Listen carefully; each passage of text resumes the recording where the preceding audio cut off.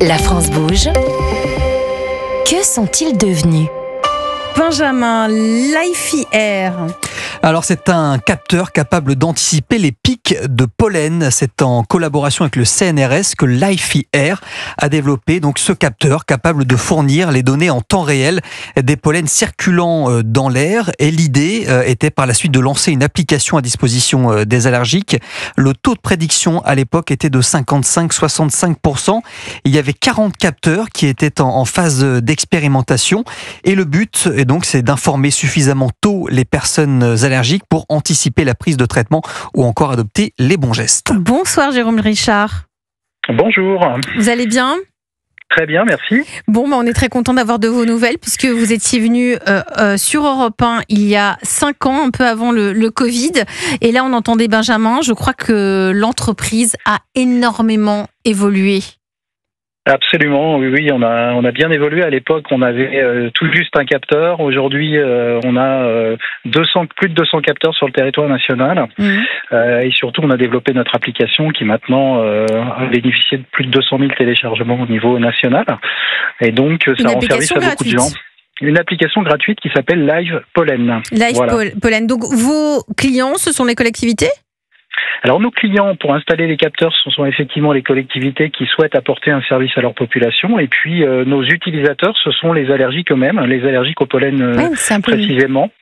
Voilà, et c'est gratuit effectivement. Donc c'est un peu le même modèle que pourrait avoir Antoine pour Allergenius. Vous avez déposé beaucoup de brevets, Jérôme Richard, en France, mais pas seulement. Oui. Non, on a déposé un premier brevet qui porte sur le capteur, qui est déposé en France, en Europe et aux États-Unis.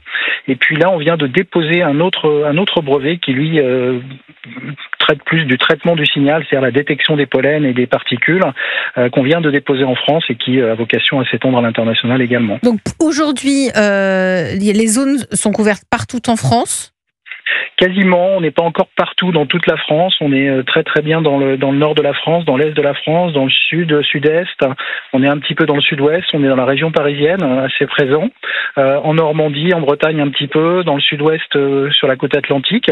Et puis on continue à se développer, à essayer de convaincre les collectivités qu'il faut équiper leur territoire pour couvrir un maximum de personnes allergiques. Il y a 20 millions de personnes aujourd'hui qui sont allergiques au pollen. Benjamin ? Et je crois que votre technologie a évolué, Jérôme, parce qu'au départ, en 2020, quand vous étiez venu, vous parliez d'un taux de prédiction de 55-65%.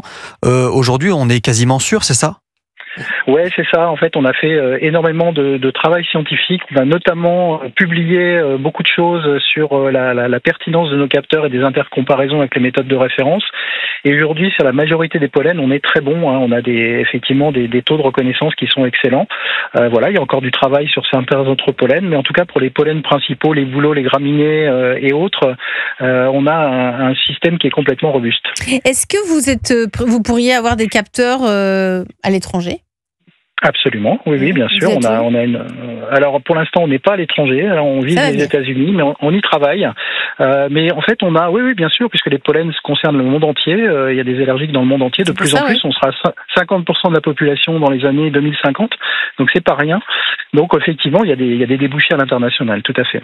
Merci Jérôme Richard, le cofondateur de Lifey Air sur Europe 1. On était très heureux d'avoir de vos nouvelles 5 ans après. Oui, c'est ça, la France bouge sur Europe 1. On prend des nouvelles régulièrement.